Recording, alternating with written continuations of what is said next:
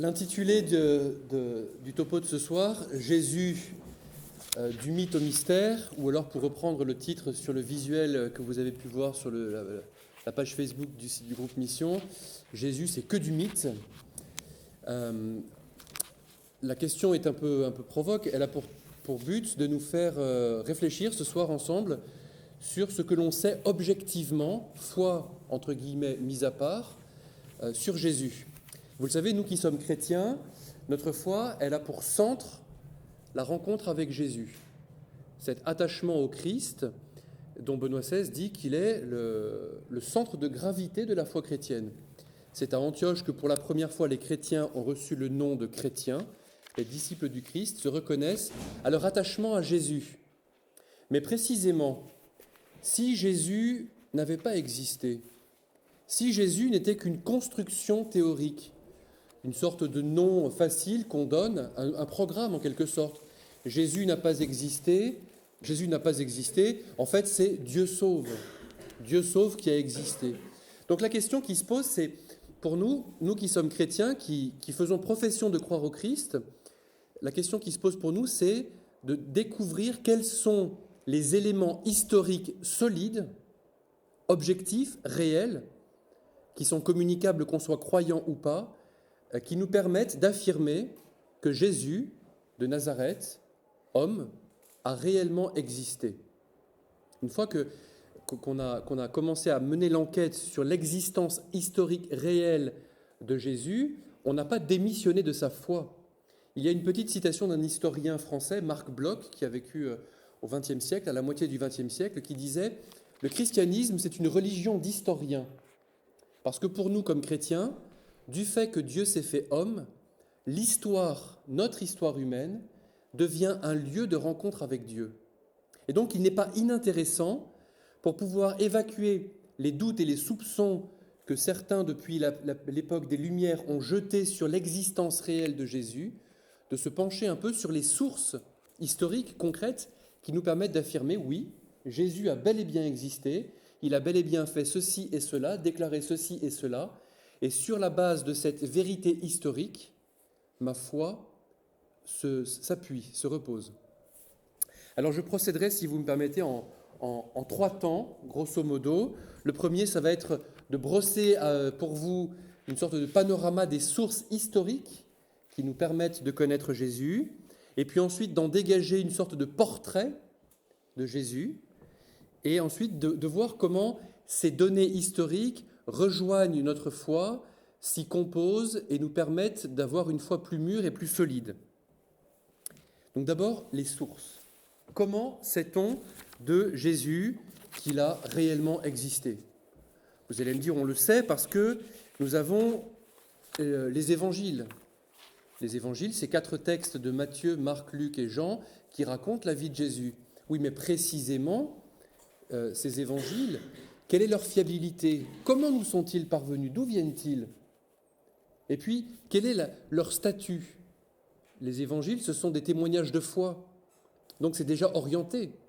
Le témoignage de gens qui croient déjà en l'existence de Jésus. Qu'est-ce qui nous prouve qu'ils disent la vérité ? Donc c'est ça qu'il faut voir. Alors d'abord, quelques données sur le matériau même, physique si vous voulez, de l'écriture sainte. La matière même des sources écrites. On sait qu'on a les évangiles depuis quelques années maintenant, depuis quelques siècles. On a les textes des évangiles, et ces textes-là sont apparus dans l'histoire à un moment donné sous la forme de lettres tracées sur des papyrus. Donc, c'est-à-dire des feuilles de papyrus qui poussent près des marais, qui sont tissées, qui sont croisées, chauffées et aplaties, sur lesquelles on peut écrire. La première fois qu'on a raconté par écrit la vie de Jésus, il a fallu qu'un homme trempe un bout de bois ou une plume dans de l'encre et sur du papyrus, un matériau végétal, trace les lettres qui racontaient l'histoire de Jésus. Est-ce qu'on a gardé du temps même de Jésus, de la première rédaction des papyrus ? Alors pour faire classe, il faut dire des papyri, j'ai appris. Bon, on va dire des papyrus, c'est plus simple. Est-ce qu'on a gardé quelque chose ? À quand remontent les traces réelles, les plus anciennes de la vie de Jésus ? Alors évidemment, vous vous en doutez, on n'a pas le premier papyrus écrit par Matthieu, Marc, Luc ou Jean. Il est perdu. Il a été détruit par le temps. On a, cela étant, des fragments de papyrus dont les plus anciens remontent aux alentours de l'an 100, 125. C'est-à-dire, on a des fragments de textes écrits, de copies de l'original écrit ou dicté par Matthieu, Marc, Luc ou leur secrétaire. On a une copie dont le fragment le plus ancien qu'on a pu identifier et dater de manière scientifique en laboratoire remonte à l'an 100, entre 100 et 125, pour faire une fourchette un peu large. Une fourchette de 25 années.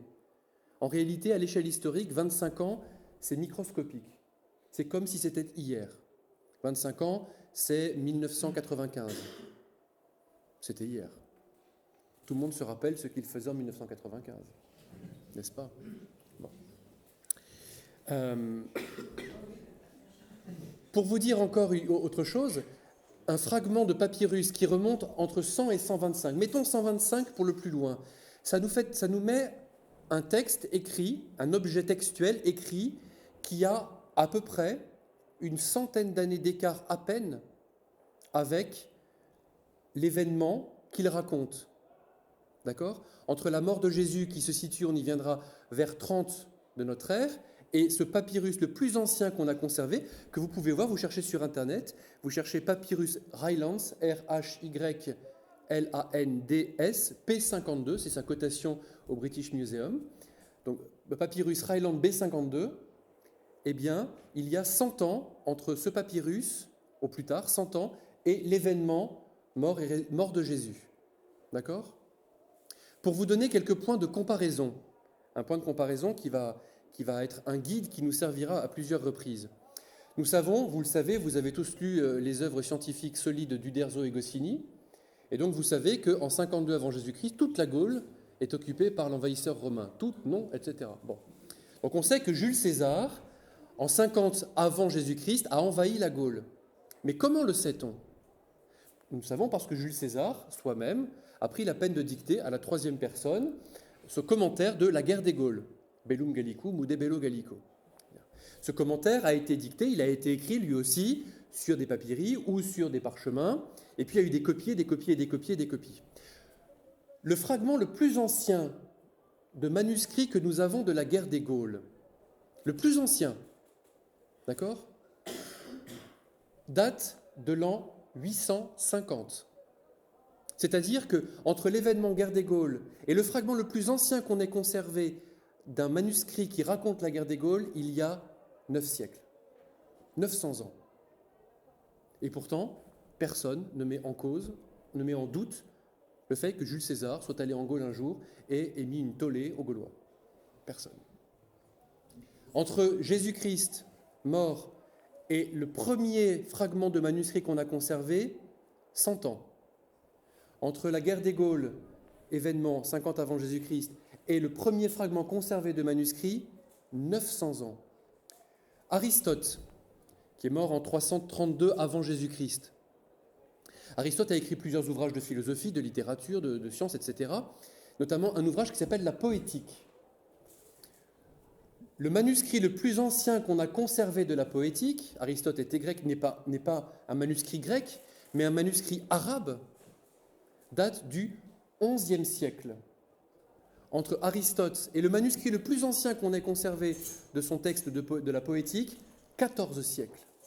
Et je vous assure pourtant que ce texte de la Poétique d'Aristote est toujours étudié comme étant réellement d'Aristote. Alors qu'en fait, il a fallu le rétro-traduire en grec pour pouvoir comprendre ce qu'il disait.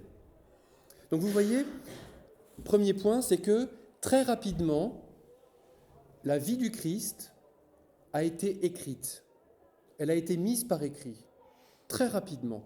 Et nous avons, de la première période de mise par écrit, nous avons gardé des fragments et des traces.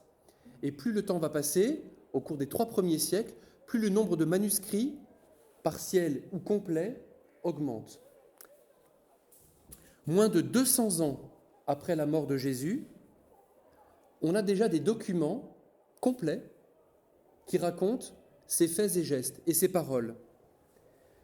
Nous avons aujourd'hui, qui s'étendent sur une fourchette du 2e au 8e siècle, quelques 3500 manuscrits. 3500. 325 datent du 4e au 10e siècle et 2928 sont à répartir à partir du 9e siècle jusqu'au 14e siècle. On a autrement dit, concernant la vie de Jésus, une masse documentaire absolument unique. Aucun autre homme de l'Antiquité, aucun autre événement de l'Antiquité n'est documenté à ce point-là. Ni Jules César, ni Aristote, ni Alexandre le Grand, ni les empereurs romains, rien n'a autant de matériaux historiques à proposer. De toute l'Antiquité, Jésus-Christ est l'homme au sujet duquel il existe le plus grand nombre de documents. Premièrement, ça c'est un point qu'il faut se donner. On a, concernant Jésus, un nombre de documents absolument considérable et dont l'Antiquité est telle que 100 ans à peine séparent le manuscrit le plus ancien de l'événement. Fait unique, premièrement. Deuxièmement, nous avons également, dans cette multiplicité de manuscrits, nous avons en réalité peu de textes. Je m'explique. Beaucoup de manuscrits, mais peu de textes. Car dans cette multitude de manuscrits, ce sont les mêmes textes qui sont copiés et recopiés encore et encore et diffusés. Sur ces manuscrits que nous avons conservés, nous avons en réalité les quelques livres qui composent le Nouveau Testament. Les 4 évangiles, d'accord ? Et puis les lettres des apôtres et l'Apocalypse de Jean. Donc on a une quantité extraordinaire de manuscrits, mais peu de textes. Ce qui veut dire qu'on retrouvera les mêmes textes sur différents manuscrits, ce qui nous permet de les comparer et d'en voir les variantes, de voir si on dit Jésus est le fils de Marie sur un manuscrit, et sur un autre manuscrit, si on nous disait Jésus en fait non est le fils de Cynthia ou de Vanessa ou de Samantha, etc. Eh bien on se rend compte que dans cet immense matériau manuscrit qu'on a, le peu de textes nous permet de les comparer, et que découvrons-nous ? Qu'il y a très peu de variantes, et que les variantes qu'on trouve sont marginales. Ça va être par exemple le scribe qui est très gentil, mais qui a oublié de mettre un S au pluriel, ou celui qui explique qu'il n'est pas allé à Nazareth, mais qu'il est allé à Nazoreth, des choses comme ça. Donc des différences qui sont marginales. Donc des manuscrits très anciens, des manuscrits très nombreux, et des manuscrits cohérents. Enfin, encore un point, l'antiquité même des manuscrits et leur diffusion sur tout le bassin méditerranéen, qui nous permet de les comparer et de s'assurer de leur fiabilité, ces deux données-là nous permettent d'établir que ces manuscrits sont le fruit, le résultat de la mise par écrit de ce qui était au préalable une tradition orale. Une tradition orale. D'accord ? Autrement dit, on peut reconstituer du coup la séquence qui aboutit à la construction des manuscrits. Il y a un événement historique, un homme, Jésus, on y reviendra, un homme qui, dans un coin perdu de l'Empire romain, une province sous domination romaine, avec tout ce que cela implique d'écrasement et de force de la part des armées d'occupation, un homme dans un trou perdu de l'Empire romain, suscite un mouvement de quelques milliers de personnes qui le suivent. Il y a parmi ces gens qui le suivent ceux qui sont convaincus par ce que cet homme dit et fait, qui se font les témoins oculaires de ses faits et gestes, qui portent en eux, et avec tous les autres, la mémoire des faits et gestes de cet homme, et qui, parce que le nombre de ses disciples va grossissant malgré sa mort, décident, pour assurer la pérennité et la véracité du message, conformément à ce qu'eux ont vu et entendu, de coucher par écrit le témoignage qu'ils rendent au Christ, enfin qu'ils rendent à Jésus, pour qu'il soit diffusé dans de bonnes conditions. Et c'est à ce moment-là que la tradition orale, la mémoire vivante de la vie de Jésus s'est trouvée consignée et fixée par écrit pour être diffusés plus largement. Ce qui veut dire que, en réalité, les évangiles, les textes du Nouveau Testament plus largement, sont une source d'information réellement fiable sur l'homme Jésus. On n'a pas à rougir de ces évangiles, au prétexte qu'ils seraient par ailleurs, mais j'y reviendrai ensuite, en même temps que des témoignages historiques, qu'ils seraient en même temps des témoignages de foi. Ce qu'ils nous disent sur l'homme Jésus peut être pris de manière sérieuse comme une source documentaire pour les historiens. De manière très, très étonnante d'ailleurs, à contrario, on a longtemps affirmé l'existence de Ponce Pilate, d'accord ? Gouverneur romain désigné par l'empereur pour superviser la gestion militaire et économique de la province de Judée. Eh bien, pendant longtemps, les informations les plus solides qu'on a possédées sur Ponce Pilate, les seuls éléments historiques fiables qu'on avait sur Ponce Pilate, c'était ce que disaient les évangiles. On n'avait pas d'autres informations historiques sur Pilate que les données évangéliques. Et il a fallu attendre 1961, ce qui est assez long comme attente, 1961 pour découvrir à Césarée-Maritime, une ville de Palestine qui est un port sur la Méditerranée, une stèle qui fait mention de Ponce Pilate. Donc on a dû tenir, grâce aux évangiles, l'historicité d'un homme qui n'était pas attesté par ailleurs. Donc les historiens, pour Pilate, utilisent les évangiles comme un matériau solide et pertinent quant à leur matière. Donc nous avons ces évangiles qui sont fiables. Encore faut-il pouvoir les décrypter et tirer d'eux, au plan historique, ce qu'ils ont à donner, sans faire de confusion ni de mélange entre les données historiques et le témoignage de foi.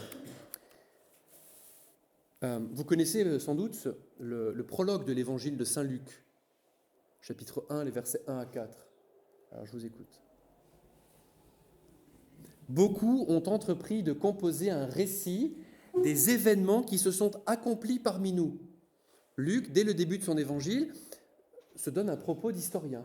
Beaucoup ont entrepris de composer un récit des événements qui se sont accomplis parmi nous, d'après ce que nous ont transmis, transmission orale, ceux qui, dès le commencement, furent les témoins oculaires. Déclaration historique, mais aussi et serviteurs de la parole, témoignage de foi. C'est pourquoi j'ai décidé, moi aussi, après avoir recueilli avec précision des informations concernant tout ce qui s'est passé depuis le début, d'écrire pour toi, excellent Théophile, un exposé suivi, afin que tu te rendes bien compte de la solidité des enseignements que tu as reçus. Solidité non seulement de foi, mais aussi historique, sur ce que Jésus a dit et fait.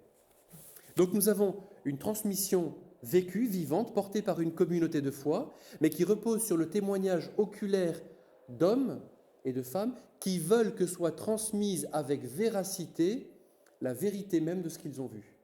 D'accord ? Alors donc nous avons plusieurs documents écrits.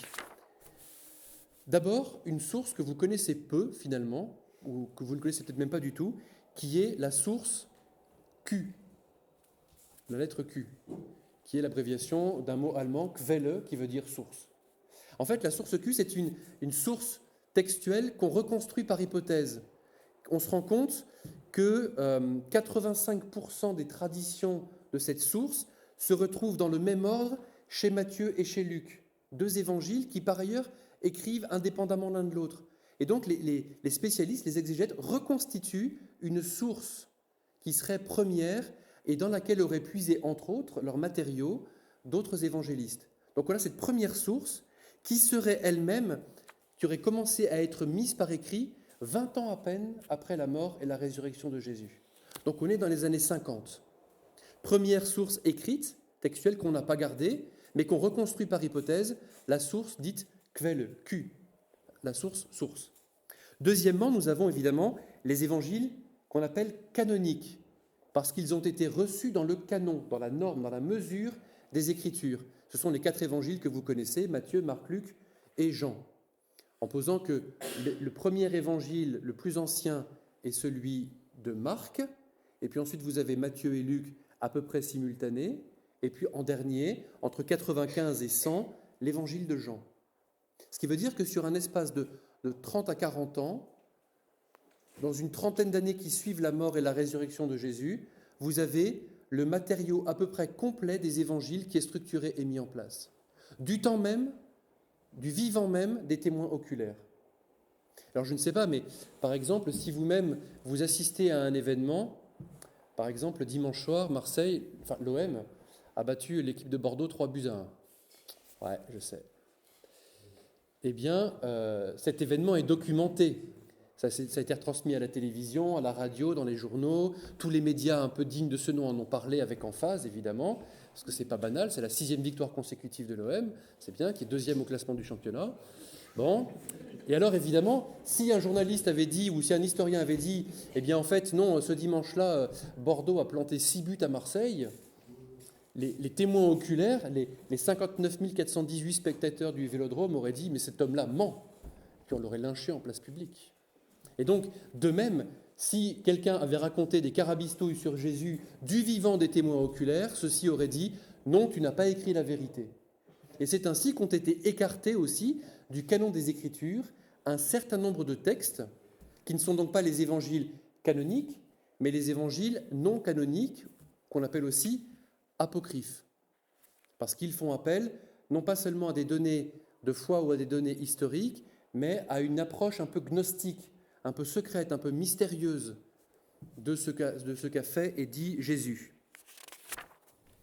Donc nous avons la source Q, les 4 évangiles canoniques, et nous avons les évangiles non canoniques, qui datent de la même période, qui s'étalent entre la fin du 1er siècle, vers l'an 90, jusqu'à la fin du 2e siècle, vers l'an 180-190. On en a plusieurs qui rapportent des éléments qu'ils ont pris dans les évangiles canoniques, et puis qui rajoutent des choses tout à fait étonnantes et invraisemblables. On imagine par exemple de Jésus, dans un évangile l'évangile de Pierre, qu'il prend un peu de glaise, il fait un petit oiseau, il met dans sa main, il souffle et l'oiseau s'envole. Alors c'est très beau, on trouve ça dans le Coran, mais ça n'est pas fiable du tout. Bon. Donc nous avons des sources chrétiennes, qui sont des données historiques sur la vie de Jésus de Nazareth, et puis nous avons en parallèle aussi des sources non chrétiennes. Très intéressantes ces sources-là, parce que si les sources chrétiennes peuvent être soupçonnées de favoritisme, d'un préjudice favorable en faveur de l'existence de Jésus, les sources non chrétiennes, elles, ont tout intérêt à dire dès le début, mais voyons, ces hommes-là mentent, Jésus n'a jamais existé. Eh bien, en réalité, nous avons plusieurs sources aussi anciennes que les évangiles, et même plus récentes également, qui parlent et qui évoquent Jésus. Première source donc, celle d'un historien juif, Flavius Joseph. Alors Joseph, J-O-S-E, accent grave, P-H-E, Joseph. Flavius Joseph, alors il est né en 37 à peu près, et il est mort en 100, contemporain de saint Paul par exemple. Et Flavius Joseph, donc c'est un pharisien, comme saint Paul. À la différence de Paul, Flavius Joseph, il a été capturé par les Romains, il a pris un nom romain, Flavius, et c'est devenu le modèle du parfait collabo. Vous voyez, servile, vendu à l'occupant, a flagorné les Romains.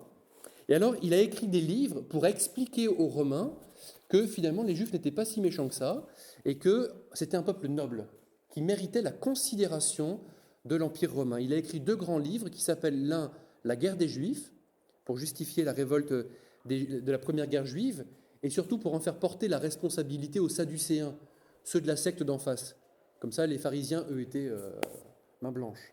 Et puis le deuxième texte, ce sont les Antiquités juives.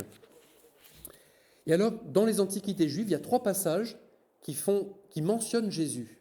Et notamment, au chapitre 18, alors écoutez, je vous lis, ça prend quelques lignes. « Pilate étant gouverneur, est apparu Jésus, un homme sage, dans la mesure où il est réellement licite de l'appeler homme. Ce fut en effet quelqu'un qui accomplissait des choses prodigieuses, un maître pour ceux qui accueillaient avec plaisir ce qui est vrai. Et il gagna à sa cause beaucoup de gens, tant juifs que d'origine grecque. Il était le Messie. Et lorsque Pilate, à la suite d'une accusation de nos dirigeants, l'eût condamné à mourir sur la croix. Ceux qui l'avaient aimé dès le début ne cessèrent pas de l'aimer. Le troisième jour, il leur apparut de nouveau vivant. Les prophètes de Dieu avaient prophétisé cela, ainsi que 1000 autres merveilles sur lui. Et jusqu'à ce jour, la lignée des chrétiens, dénommée ainsi à cause de lui, n'a pas disparu. Texte qui est étonnant, parce qu'en réalité, on sent bien qu'il y a deux rédactions qui se mélangent. Il y a une rédaction neutre, et puis une rédaction qui a été un peu interpolée, qu'on a un peu forcée. Les phrases qu'on a rajoutées, ce serait par exemple un homme sage, ça c'est ce qu'écrit Flavius Joseph, et puis on a rajouté, c'est un chrétien qui a rajouté, dans la mesure où il est réellement licite d'être un homme. Et puis on nous dit aussi, il était le Messie. Ça c'est pas Flavius Joseph, c'est un rajout. Ou alors le troisième jour, il leur apparut de nouveau vivant. Les prophètes de Dieu avaient prophétisé cela ainsi que 1000 autres merveilles sur lui. C'est pas Joseph, c'est un rajout. On le sent à la lecture, mais quand on lit les textes même dont on dispose, les manuscrits, on le repère. Et les spécialistes eux-mêmes arrivent à dégager le texte originel de Flavius Joseph qui nous donne les informations fondamentales sur Jésus, un homme sage qui a accompli des choses prodigieuses, qui a rassemblé beaucoup de monde autour de lui, qui a été condamné à mort, que ses disciples ont dit avoir vu vivant, et jusqu'à ce jour, leur lignée n'a pas disparu. On a un événement solide rapporté par Flavius Joseph. On a également des textes des rabbins juifs eux-mêmes dans les différents Talmuds de Babylone, Talmud palestinien ou de Jérusalem. Alors là, évidemment, ces textes-là sont plutôt anti-chrétiens. Et on nous présente Jésus non pas comme un homme sage, mais comme un fou furieux qui a blasphémé Dieu, qui a été cloué, et c'est bien fait pour lui. La veille de la Pâque, Yeshua le Nazaréen fut pendu, accroché si vous voulez, à la croix. Durant les 40 jours précédant son exécution, un héros avait annoncé « Yeshua le Nazaréen est sur le point d'être lapidé parce qu'il a pratiqué la magie, il a séduit et égaré Israël. Toute personne qui voudra dire quelque chose en sa faveur, qu'il se présente et se manifeste. » Cependant, il n'y eut aucune manifestation en sa faveur, il a donc été accroché la veille de la Pâque. Crois-tu donc qu'il aurait fallu chercher quelqu'un qui prenne sa défense ? Ce fût un trompeur de qui Dieu a dit « Ne lui montre aucune pitié et ne le dissimule pas. » Donc, on nous parle de Jésus, non pas pour nier son existence, ni même pour nier son message, mais pour montrer qu'en fait c'était un blasphémateur et que sa mort était une sanction juste de la part de Dieu et des hommes. Il y en a plusieurs autres encore dont je vous passe, puisque le temps passe. Et puis nous avons des sources romaines. Alors, plusieurs sources qui sont très connues. On a Tacite, dans les Annales. Tacite, il écrit ça entre 116 et 117, et il revient, les Annales, ce sont donc toutes les histoires, l'histoire de Rome, de la mort d'Auguste, en 30 avant notre ère, jusqu'à la mort de Néron, en 69, Caud Vives, en 69. Et donc, dans les Annales, Tacite rapporte que l'incendie de Néron a été attribué aux chrétiens pour calmer l'indignation du peuple de Rome. Et on qualifiait les chrétiens de malfaiteurs qui ont mérité un châtiment exemplaire. Et Tacite commente, ce nom de chrétien leur vient de Christ, Christus, qui, au temps où Tibère était empereur, avait été condamné à la peine capitale par le procureur Ponce Pilate. Seule et unique mention de Pilate en dehors des Écritures. Réprimée momentanément, cette superstition exécrable a refait surface, non seulement en Judée, mais à Rome même. Après Tacite, on a aussi Suétone, qui écrit vers 120 une biographie des 12 empereurs de Jules César jusqu'à Domitien. Et dans la vie de Claude, il rapporte l'expulsion des Juifs de Rome, qu'on trouve aussi rapporté dans les Actes des Apôtres, au chapitre 18. Et il nous dit « Claude a expulsé les Juifs de Rome à cause des soulèvements provoqués par Christos. » Et vous voyez, en fait, Suétone, il fait un raccourci entre le Dieu que les chrétiens adorent et les chrétiens eux-mêmes.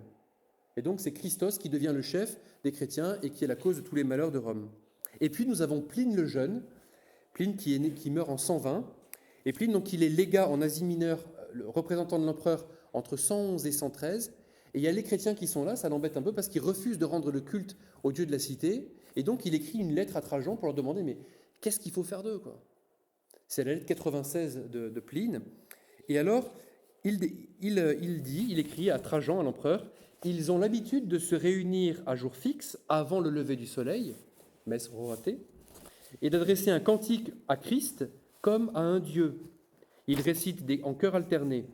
Également, ils s'engagent par serment à ne faire aucun acte malveillant, à s'abstenir de perpétrer des vols, de vivre comme des malfaiteurs ou de commettre des adultères, de manquer à la parole donnée et de ne pas refuser de garder en dépôt l'argent qu'on leur confierait. » Donc, avec ces trois sources-là, romaines, il n'y a aucun problème historique.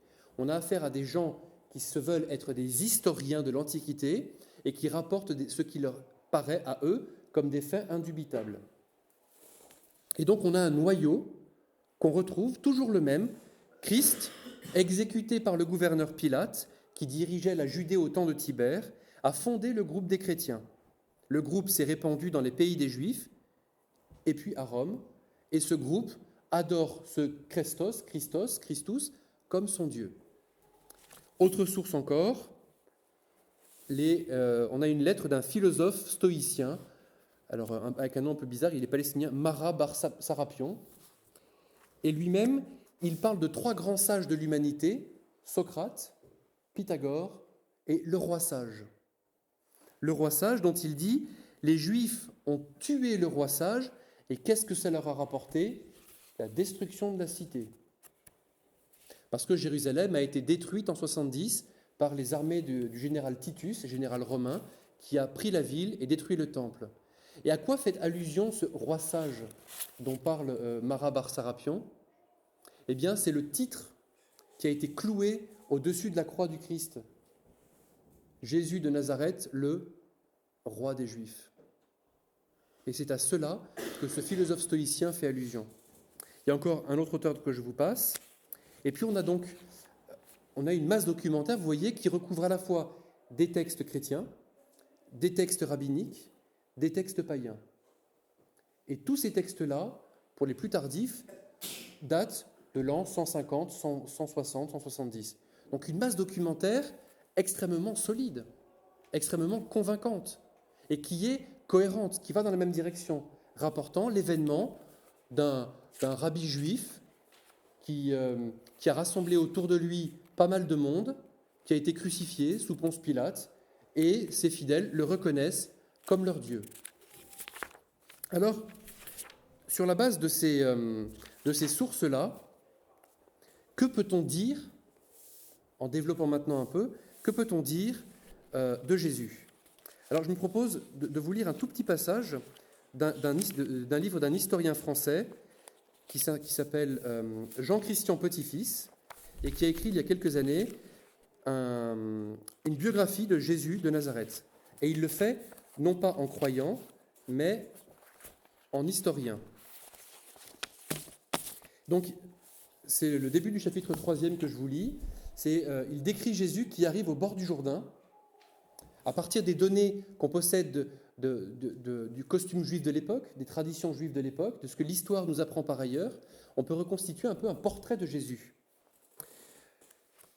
Au début de l'an 30, alors que le mouvement de Jean a pris de l'ampleur, un homme parmi la foule s'avance pour recevoir lui aussi le baptême. Vous savez qu'il y a eu ces foules qui par ailleurs sont documentées, qui se déplaçaient au bord du Jourdain parce qu'il y avait des rites de purification. Et Jean le Baptiste, dont on n'a pas de traces historiques plus que ça, faisait partie sans doute de ce mouvement de prophètes qui baptisaient pour purifier des péchés. Donc la foule s'avance pour recevoir lui aussi le baptême. Il vient de Galilée, à 3 jours de marche. Cet homme, c'est Jésus de Nazareth, vêtu comme les Juifs de son temps, d'une tunique de lin à manches longues, rayée et frangée. Ça, on sait le reconstituer parce qu'il y a aussi des spécialistes du textile de l'Antiquité. J'ai une de mes amies qui a fait sa thèse sur l'histoire du vêtement dans l'Antiquité à Rome. On peut imaginer que ça existe aussi pour l'Antiquité à Jérusalem. Il n'a rien d'un sauvage du désert, à l'exemple de Jean. Son nom, Yeshua, est extrêmement répandu. Ce n'est pas un nom rare. C'est une contraction du nom biblique Yehoshua,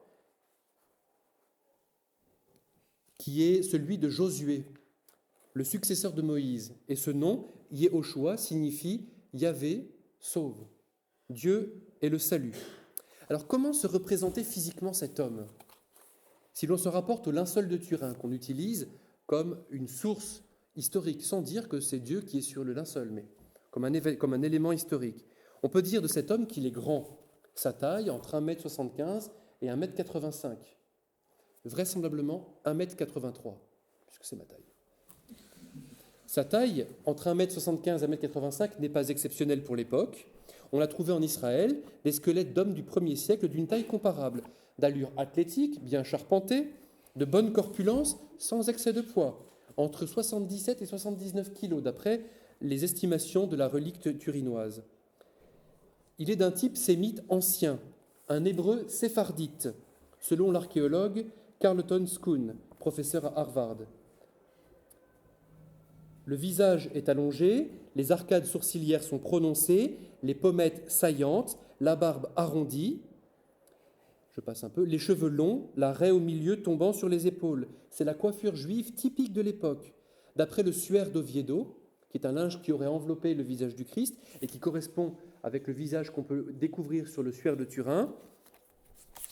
D'après le suaire d'Oviedo, les pommettes sont saillantes, le nez prononcé mesure 8 cm de long. C'est pas mal. La même longueur que sur le linceul. Barbu, les cheveux aux épaules, le visage ovale, le nez assez long, les yeux noirs expressifs. Et ce n'est qu'après la redécouverte du linceul à Édesse, au VIe siècle, donc pas au XIVe siècle, au VIe siècle, que le modèle iconographique qu'on a aujourd'hui se généralise. Jusque-là, on représentait Jésus sous les traits d'un jeune berger grec, sans barbe, les cheveux courts, avec un petit agneau sur les épaules. Et il a fallu attendre la découverte du suaire pour qu'on représente Jésus sous les traits d'un rabbin juif. Quel âge a-t-il? En 30. Quel âge a-t-il? On ne connaît pas son âge exact. Tu n'as pas 50 ans, lui reprochent les pharisiens dans l'évangile de Saint Jean. Manière de dire qu'il n'est pas un vrai sage. Une certitude, il n'est pas né le 25 décembre. Dans la liturgie latine, la fête de la Nativité a été fixée conventionnellement à cette date, en 354, par le pape Libère, afin de christianiser la fête païenne du solstice d'hiver, celle du Sol Invictus, le soleil invaincu. Benoît XVI, dans son livre sur Jésus de Nazareth, dit exactement la même chose. Quant à dire qu'il est né en l'an 1 de notre ère, cette date n'a aucune valeur, puisque Jésus-Christ est né quelques années avant lui-même. C'est en effet par la suite d'une erreur de calcul que Dumoine cite Denis le Petit, au VIe siècle, qu'on date le début de l'ère chrétienne en 753, après la fondation de Rome. Mais si l'on s'en rapporte aux évangiles de Matthieu et de Luc, Jésus serait né sous le règne d'Hérode le Grand. Or, celui-ci est mort en -4, avant la naissance du Christ. Partant de là, on peut dire de Jésus qu'il est né en -7 avant lui-même. Donc, lorsque en 30 il commence sa vie publique, il a environ 37 ans. Il parle araméen, un araméen ancien, comme on le parle encore dans les villages reculés de Syrie, au nord de Damas, avec un accent galiléen assez prononcé qui articule mal les gutturales sémitiques. Et c'est ainsi qu'on repère Pierre à son accent. Analogiquement, si vous voulez, si Jésus aujourd'hui naissait maintenant, on dirait de lui qu'il est marseillais, il aurait un accent de Marseille. On ne pourrait pas s'y tromper. Voilà.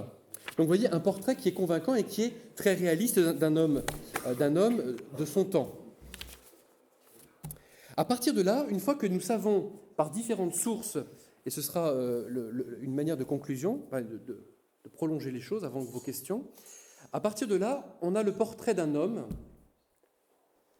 réel, réaliste, documenté, solidement documenté, même très solidement documenté pour l'époque, dont nous savons que son message a révolutionné l'humanité, à telle enseigne que ceux qui l'ont suivi ont été tellement nombreux dans le monde occidental, dans l'oïkouménie, dans l'univers de l'époque, l'univers connu de l'époque, que c'est à partir de la naissance de cet homme, date mal calculée, mais à 7 années près, c'est pas grave, que notre chronologie aujourd'hui encore est élaborée. Et même des philosophes aussi peu catholiques que Hegel, par exemple, disent de la croix du Christ qu'elle est le seul événement de l'histoire qui, authentiquement, est un événement qui ne passe pas, qu'on ne digère pas, qui ne s'affadit pas.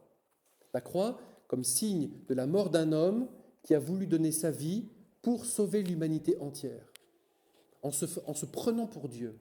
Donc nous avons les évangiles qui rapportent le message d'un homme qui dit explicitement et à plusieurs reprises « Je suis Dieu ». Prenez par exemple l'évangile de Saint Jean au chapitre 8e. On a cette déclaration du Christ qui est tout à fait bouleversante et qui est scandaleuse même pour les Juifs. Abraham, votre père, c'est Jésus qui parle aux pharisiens, Abraham, votre père, a exulté en sachant qu'il verrait mon jour. Et il l'a vu, et il s'est réjoui. Les Juifs lui disent alors, toi qui n'as pas encore 50 ans, tu as vu Abraham? Autrement dit, tu es fou. Et Jésus leur répond, déclaration très solennelle, précédée du double Amen, qui indique qu'il y a une phrase importante qui va arriver. Amen, Amen, je vous le dis, avant qu'Abraham fût, moi, je suis.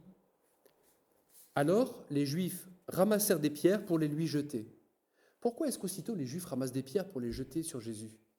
Parce que quand ils entendent la phrase « moi, je suis », leur intelligence pétrie par les Écritures ne fait qu'un bond. Ils reconnaissent tout de suite le livre de l'Exode, chapitre 3, verset 14, quand Moïse demande à Dieu son nom « Qui es-tu » Dieu répond « Je suis qui je suis ». Et tu diras aux fils d'Israël « Je suis m'a envoyé vers vous ». Autrement dit, pour les Juifs, pour les pharisiens, il n'a aucun doute. Jésus vient de se faire l'égal de Dieu. Il vient de dire « Moi, je suis ». Avant qu'Abraham ait commencé d'être un jour, « Moi, je suis ». Jésus s'égale à Dieu. Et donc, il n'y a que 3 possibilités, nous dit Lewis. Vous connaissez Lewis, celui qui a écrit les Chroniques de Narnia, hein, et qui a écrit un super livre dont je vous recommande la lecture, qui s'appelle « Tactique du diable ». Un petit traité de vie spirituelle, achetez-le, lisez-le, c'est extraordinaire. Ce sont les lettres d'un démon seigneur à son neveu, qui apprend à devenir un démon costaud, sur la tentation et le combat spirituel. Lisez-le, c'est drôle et très intelligent. Et donc Lewis, dans un livre sur le christianisme, écrit ceci. « J'essaie d'empêcher quiconque de dire des bêtises, de dire les bêtises que les gens disent souvent à propos de Jésus. » Citation.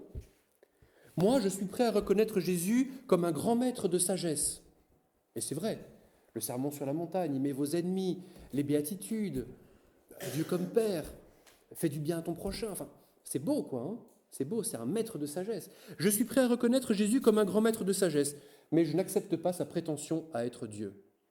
Jésus, maître de sagesse, oui. Jésus, Dieu, non. Et Lewis continue. C'est précisément une chose que nous ne pouvons pas dire.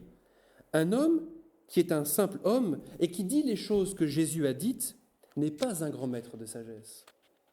Il est plutôt un lunatique, du même niveau qu'un homme qui affirmerait être un œuf poché, dit Lewis. Ou bien, il est un diable tout droit sorti de l'enfer. Et il faut choisir, soit cet homme était et est le Fils de Dieu, soit il est fou, ou pire encore. Vous pouvez le réduire au silence comme un fou, vous pouvez le cracher dessus, ou le tuer comme un démon, ou bien vous pouvez tomber à ses pieds et l'appeler Seigneur et Dieu. Mais ne me sortez pas ces inepties condescendantes à son sujet. Un grand enseignant humain, eh bien tiens, il ne nous a pas laissé cette porte ouverte parce qu'il ne le voulait pas. Donc, avec Jésus, il n'y a que 3 possibilités. Ou bien il était fou, ou bien il était mauvais, ou bien il est qui il dit être. Mais s'il est fou ou mauvais, nous n'avons aucune raison de le suivre, aucune raison de nous faire ses disciples, aucune raison de prendre à notre compte ses enseignements. Donc, la personne même du Christ, historique, solide, dont la vie nous est rapportée par les évangiles, nous pousse à nous déterminer. On ne peut pas rester indifférent devant Jésus. Ou bien il est réellement celui qu'il dit être, ou bien, jusqu'à la moindre parole de son message, est à rejeter comme parole d'un fou ou d'un danger public. Quel homme oserait dire « Si vous voulez faire partie de mon club, Il faut que vous me préfériez, moi, à votre père, votre mère, votre femme, vos enfants, votre famille, votre patrie, vos biens, et même jusqu'à votre propre vie. Si Jésus n'est pas Dieu, nous n'avons pas à être ici ce soir. Quel homme oserait dire « Je suis le chemin, la vérité et la vie ». On peut imaginer que Lao Tse ait trouvé la voie, et qu'en se faisant couper la tête, comme dans le lotus bleu, nous aussi on puisse trouver la voie. Un sage nous dirait « J'ai trouvé la voie, suivez-moi, je vous montrerai la voie qui conduit au bonheur ». On pourrait imaginer un sage ou un philosophe qui nous dise « Moi je possède la vérité, mets-toi à mon école et tu auras la vérité ». On pourrait imaginer un sage qui nous dise « Venez avec moi et je vous enseignerai comment vivre une vie bonne ». Ça oui. Mais d'un homme qui nous dise « Moi, je suis ce chemin, je suis cette vérité, je suis cette vie ». Soit il est Dieu, soit il est fou ou menteur. Jésus-Christ nous pousse à nous déterminer devant lui. S'il n'est pas ce qu'il dit être, partez. Mais s'il est réellement celui qu'il prétend être, à savoir Dieu, c'est-à-dire le souverain bien, la source de tout bonheur, de toute vérité, alors il n'est qu'une seule issue rationnelle, cohérente historiquement. C'est de tomber à genoux et de le reconnaître avec saint Thomas, mon Seigneur et mon Dieu. Et du coup, on comprend rétrospectivement le chemin tordu, mais un peu défensif qu'emprunte un Michel Onfray. Il est très dangereux de s'exposer à Jésus, parce qu'il nous pousse à choisir.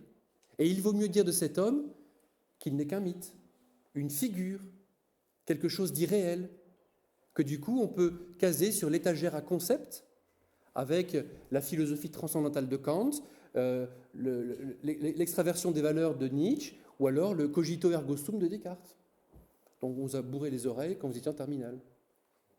Si on fait de Jésus un concept ou une idée, c'est très beau, mais ce n'est pas dangereux. Or, Jésus est dangereux. Jésus est dangereux. Jésus est très dangereux. Il y avait, je me terminerai là-dessus, il est 9h, il y avait dans un très beau petit livre, Indomptable, le secret de l'âme humaine, dont, messieurs, je vous recommande la lecture, et mesdemoiselles aussi, pour que vous puissiez comprendre comment ça fonctionne un bonhomme. Eh bien, cette phrase, donc c'est très américain de ton, hein, le bouquin, c'est John Eldredge qui a écrit ça, et il dit à un moment donné, la vérité c'est que Jésus, c'est le lion de Juda. C'est l'un de ces titres de l'Ancien Testament. Jésus est un lion du désert. Un lion, ça a des griffes, ça rugit, ça fait mal. Et voilà que nous-mêmes, dit John Eldredge, nous avons fait de Jésus un premier communiant avec la raie sur le côté, des grands yeux de biche, poli et gentil. Et pire encore, nous avons limé les griffes du lion de Juda pour en faire un gros matou gras pour vicaire blafard et vieille dame bigote. Voilà le Jésus qu'on s'est bricolé, un Jésus pas dangereux. Alors qu'en réalité, cet homme Jésus, dont l'existence est attestée plus que celle d'aucun homme de l'Antiquité, cet homme-là, dans son existence historique même, par les paroles qu'il a prononcées de son vivant, de sa chair d'homme, nous met en demeure de choisir. Crois-tu cela ? Crois-tu que je sois, moi, la résurrection et la vie ? Cette question est celle qui est posée aux apôtres quand Jésus fait le recueil de toutes quand il leur fait faire le recueil, l'inventaire de toutes les opinions à ce sujet. Les hommes, que disent-ils à mon sujet ? Alors, on est sort. Tu es Élie, un des prophètes, Jean-Baptiste qui est réincarné, puis on peut continuer. Tu es un nouveau Socrate, tu es Bouddha qui est refait, tu es un maître de sagesse, un doux rêveur, un révolutionnaire, tu es un charpentier, tu es... Très bien. Mais pour vous, qui suis-je ? Question de mes autres points, vous avez évoqué que Pilate, la première mention attestée d'un trouvé était sur une terre en les années 60. 61, oui. Et vous avez dit qu'il a été évoqué pourtant par Flavius Joseph, Ouais. ça aurait été un rajout d'un chrétien. Non. Et vous avez aussi dit qu'il a été évoqué par un des auteurs romains, si je ne me trompe pas. Alors, Flavius Joseph, est-ce qu'il le cite ? Je ne crois pas avoir cité, si peut-être oui. Parce qu'en fait, Flavius Joseph, lui, cite les écritures qu'il a lues, et donc il connaît vaguement le témoignage évangélique, et Tacite le mentionne. Donc Tacite, c'est plus intéressant parce que c'est la seule mention extrascripturaire. On sait que Tacite n'a pas lu les évangiles. Donc si Tacite mentionne Pilate, c'est qu'il y a une existence attestable de Pilate par ailleurs. Mais au-delà de cette seule mention chez Tacite, une trace tangible, une inscription dans la pierre, on l'a retrouvée qu'en 61. Et c'est une stèle qui est un peu abîmée, mais on arrive à reconstituer le texte. C'est une stèle que Pilate a faite et édifiée en l'honneur du divin Auguste Tibère. En fait, il a fait un petit temple à l'empereur qui se prenait pour Dieu pour se faire un peu mousser, quoi. C'est comme le roi David, on a découvert très peu de temps, pareil, de sel. On connaissait la mention dans l'Ancien Testament. On n'avait pas de traces dans des monuments, des choses. Et c'est très récent. Alors que, comme disait le Frère Guillaume, pour Jésus, on a très tôt d'autres sources. De la même manière, si vous voulez, il y a la question de la résurrection de Jésus. Paul le dit, vous savez, hein, si le Christ n'est pas ressuscité, notre foi, elle est vaine. Alors, il y a un philosophe américain, Peter Kreeft, qui propose 5 hypothèses pour réfléchir à la question de la résurrection. Hein. La première hypothèse, c'est que, alors, Jésus est mort, première hypothèse, il n'est pas ressuscité, mais les apôtres ont subi une hallucination collective. Deuxième hypothèse, Jésus est mort, mais il n'est pas ressuscité. En fait, les apôtres sont des gros manipulateurs et ils ont fait une conspiration, ils ont fait un mythe. Hallucination, mythe. Troisième hypothèse, Jésus est mort, mais il n'est pas ressuscité. Les apôtres ont menti, ce n'est pas un mythe, c'est une conspiration pour prendre le pouvoir. Quatrième hypothèse, Jésus est réellement mort, il est ressuscité pour de vrai, vraie résurrection. Cinquième hypothèse, en fait, Jésus, il n'est pas mort. Il s'est juste évanoui sur la croix. Puis quand on l'a décloué, on lui met un peu d'arnica, un peu de machin, une petite transfusion sanguine, et ça va mieux. Un mars et ça repart. Bon. Alors du coup, voilà. Il y a 5 possibilités pour traiter rationnellement de la question de la résurrection. 4 affirment qu'il est mort, une seule affirme qu'il est vraiment ressuscité, mais sinon, il y a hallucination, mythe ou conspiration. Et puis, la 5e hypothèse, c'est qu'en fait, Jésus n'est pas mort. Donc, voilà. Et en analysant et en réfléchissant sur chacune de ces hypothèses, on arrive à déconstruire le fait qu'il y a un mythe, une hallucination collective, une conspiration, ou que Jésus ne soit pas mort. La seule qui résiste à l'analyse, c'est celle de la véracité de la résurrection. On peut prouver, par différents arguments, qu'une hallucination collective est impossible, qu'un mythe forgé par les apôtres est impossible, qu'une conspiration n'a pas de sens et est impossible. On peut montrer même qu'un homme qui ne serait pas mort, il n'aurait aucun sens à parler d'une résurrection. Il ne reste qu'une seule hypothèse qui est infalsifiable, c'est celle de la résurrection. Il y a un petit article de Peter Kreeft, elle est en anglais hélas, sur Internet. Cherchez-le, lisez-le, vous allez vous régaler. C'est une enquête policière. Ça fait 15 pages et ça tombait par terre. Vous disiez qu'il y a des stèles sur Pilate, sur roi David. Est-ce qu'on a des traces sur Jésus ou sur les apôtres, les apôtres autour de Jésus? Est-ce qu'on a quelque chose dans le dur, on va dire, pas forcément sur des personnes? Dans le dur, oui, on a les lieux saints. Aujourd'hui, les lieux saints sont complètement reconstruits, mais on sait par l'archéologie comment était configuré l'extérieur de Jérusalem à ce moment-là, et on arrive à distinguer les différentes strates qui nous séparent, nous, aujourd'hui, de la configuration géologique telle qu'elle était du temps de Jésus. Et donc, on a aujourd'hui, comme trace archéologique hyper fiable et documentée archéologiquement, historiquement, scientifiquement, le tombeau vide. Et le Golgotha. Et le Golgotha, et le lieu de la crucifixion. On a aussi comme trace, alors ça, ce serait un débat complet, mais on a comme trace, moi, je le crois au plan historique, le linceul de Turin. Il y a, trop d'invraisemblance, et statistiquement, c'est intenable de dire que c'est un faux fabriqué au XIIIe siècle, au XIVe siècle, comme on le dit, alors qu'en fait, on a des traces et on arrive à le dater, et on a sur le suaire de Turin des pollens qui viennent de Palestine, des traces de sang qui sont identiques à celles du linceul d'Oviedo, de la tunique d'Argenteuil. On a sur les empreintes des yeux, on arrive à discerner des traces de pièces qui étaient posées, on le sait par ailleurs, sur les paupières des morts. On a des traces de pièces. On arrive à reconstituer par la 3D le relief de ces pièces qui correspond, comme c'est étonnant, à des pièces du 1er siècle de notre ère qui avaient cours en Palestine. Donc on a dans le linceul de Turin, indépendamment de la foi à la résurrection, la trace tangible et historique d'un homme crucifié au 1er siècle de notre ère, dont tous les éléments donnent à penser que ça correspond quand même avec celui qui s'appelle Jésus de Nazareth. Ce qui ne nous contraint pas à croire en sa résurrection. Vous le savez, un miracle n'est jamais contraignant pour le non-croyant. Le miracle demande à être lu et interprété comme un signe par celui qui a la foi. Il vient conforter la foi plus qu'il ne la suscite. Excusez-moi, pourquoi la conspiration à propos de la résurrection de Jésus ne serait pas possible ? Parce que c'est pas tenable une telle conspiration d'une telle ampleur. Et d'autant plus que cette conspiration suppose, de la part de ceux qui la conçoivent, la conscience que ce qu'on dit est faux. Et donc, il y a une question toute bête de bon sens qu'on pourrait se demander. Pourquoi est-ce que des pêcheurs de Galilée, des gens dont l'éducation quand même est un peu limitée, ce pas des grands intellectuels, pourquoi est-ce que ces gens-là auraient imaginé consciemment de dire « on sait qu'il est mort, on va quand même faire croire qu'il est vivant ». Pour s'assurer, on va me dire, un succès passager. Mais dire cet homme-là qui est mort est vivant, il est Dieu, on l'adore, on a ses pouvoirs, c'est très risqué.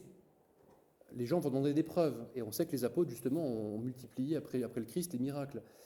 Donc l'affirmation qu'il y a une conspiration consciente, elle n'est pas tenable. D'autant plus que tous les apôtres, à l'exception de Jean, sont morts martyrs. Et donc, accepter de mourir martyr, de donner sa vie pour une cause dont on sait pertinemment qu'elle est fausse, puisqu'on l'a bidouillée soi-même, mais ça ne tient pas. Et puis, quel serait le gain qu'on en retire à part la mort ? Rappelez-vous que les apôtres, il n'y a personne qui fait la croix. Quand Jésus meurt, il y a qui ? Quelques femmes et Saint Jean, c'est tout. Donc tous les autres, les 11, ils sont où les 11 ? Ils sont pas là. C'est-à-dire que ils ont eu la pétoche. On imagine mal des gars qui se cachent, donc finalement qui pensent qu'il y a un échec, parce que pour eux c'est l'échec, enfin, la croix c'est l'échec, c'est la fin de l'aventure, inventer un canular, des gens qui n'ont pas de pouvoir, ils ne sont pas dans les instances, c'est pas des grands prêtres, c'est pas...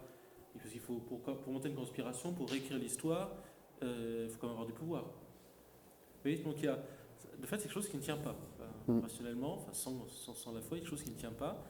Et comment des types, comme des pêcheurs, normalement, si Jésus n'est qu'un homme, tout s'arrête à la mort. Comment ça se fait qu'il y a ce mouvement ? Alors, on me dirait, il y a l'islam qui existe, c'est vrai. Je ne crois pas que Mohammed est prophète, mais l'islam existe. Bon. Mais quand même, ça nous pose une question, il y a quelque chose de plus. Comment ça se fait que nous sommes là ce soir ? Pourquoi est-ce qu'on est là ? Pourquoi est-ce que nous, on donne notre vie ? Pourquoi on ne se marie pas ? Pourquoi est-ce qu'on est là pour vous ? Voilà. Il y a quelque chose qui résiste. Quelque chose qui résiste. Pourquoi à travers les siècles, depuis 2000 ans, on fait des hommes et des femmes, on n'est pas plus con que la moyenne, on fait la même expérience, la même rencontre, on est touché par le même message. Vous voyez, il y a quelque chose de... Ça ne donne pas la foi tout ça, mais il y a quelque chose qui résiste. Vous voyez, l'explication la plus simple, c'est quelque chose qui ne marche pas. Vous voyez. Et d'ailleurs, les évangélistes, c'est intéressant, le disent, ils sont conscients, ils disent, voilà, les Juifs rapportent que les disciples sont venus voler son corps. Donc ils disent bien, on ne va pas nous croire.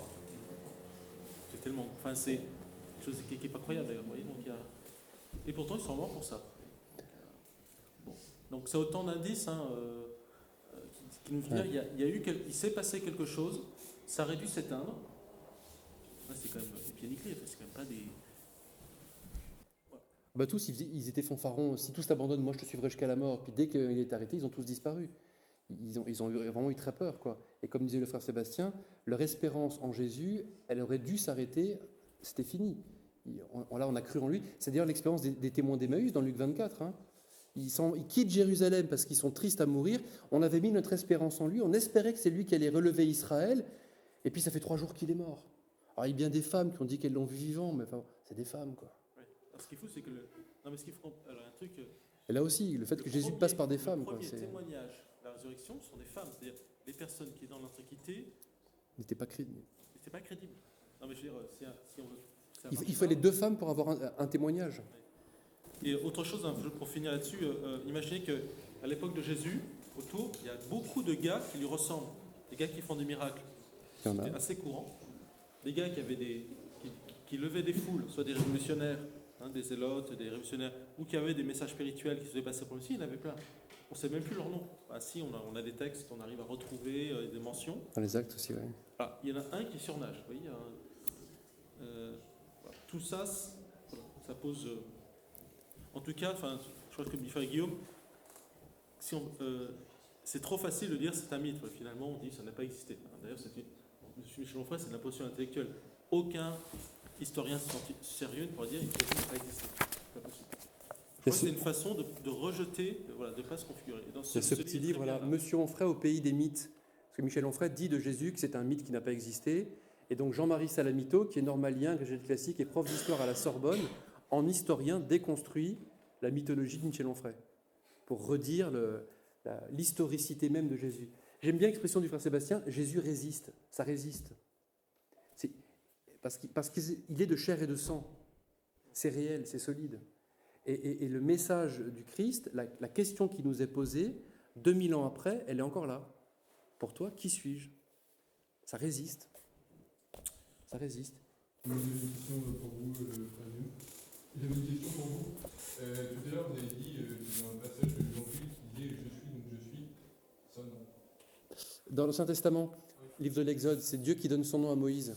C'est ça. Je suis qui je suis. Voilà, qui je suis. Est-ce qu'il y a un lien à faire avec le cogito aussi? Au plan scripturaire, aucun. Peut-être que Descartes a pensé... Ok, Descartes connaissait la Bible, donc oui, mais je ne suis pas certain qu'il y ait directement un lien à faire, non. Ouais, non. C'est plutôt Saint-Augustin. D'accord. Ça vient de Saint-Augustin, le cogito. Oui, je voulais savoir si... Voilà. Parce qu'en latin, ce serait plutôt ego sum. En latin, oui, ego sum, oui. Quid sum. Ego sum, qui sum. Quid sum. Ouais.